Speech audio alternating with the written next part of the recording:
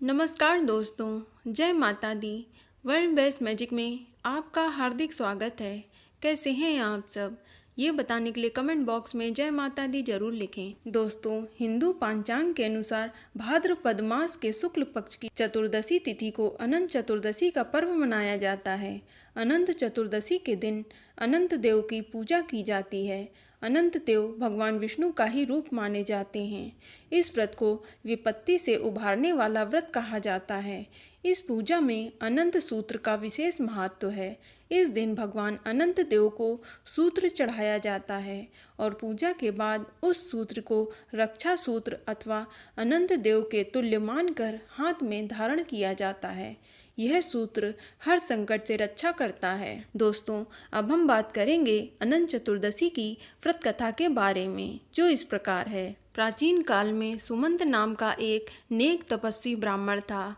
उसकी पत्नी का नाम दीक्षा था। उसकी एक परम सुंदरी, धर्मपरायण तथा ज्योतिर्मयी कन्या थी, जिसका नाम सुशीला था।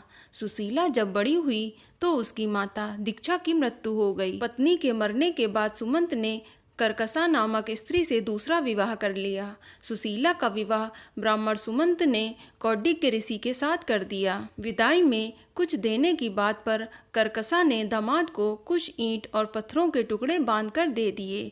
कौडिग्य ऋषि दुखी हो अपनी पत्नी को लेकर अपने आश्रम की ओर चल दिए, परंतु रास्ते में ही रात हो गई।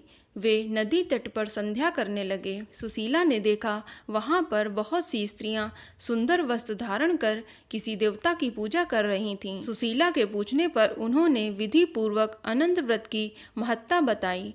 सुशीला ने वहीं उस व्रत का अनुष्ठान किया और 14 गांठों वाला डोरा हाथ में बांधकर ऋषि कौंडिन्य के पास आ गईं। कौंडिन्य ने सुशीला से डोरे के बारे में पूछा तो उसने सारी बात बता दी। उन्होंने डोरे को तोड़कर अग्नि में डाल दिया। इससे भगवान अनंत जी का अपमान हुआ। परिणाम स्वरूप ऋषि कौंडिन्य दुखी रहने लगे। उनकी सारी संपत्ति नष्ट हो गई। इस दरिद्रता का उन्होंने अपनी पत्नी से कारण पूछा तो सुशीला ने अनंत भगवान का डोरा जलाने की बात कही। पश्चाताप करते हुए ऋषि कौंडिन्य अनंत डोरे की प्राप्ति के लिए वन में चले गए। वन में कई दिनों तक भटकते भटकते निराश होकर एक दिन भूमि पर गिर पड़े। तब अनंत भगवान प्रकट होकर बोले कि हे कौंडिन्य, तुमने मेरा तिरस्कार किया, उसी से तुम्हें इतना कष्ट भोगना पड़ा। तुम दुखी हुए, अब तुमने पश्चाताप किया है। मैं तुमसे प्रसन्न हूँ। अब तुम घर जाकर विधि पूर्वक अनंत व्रत करो।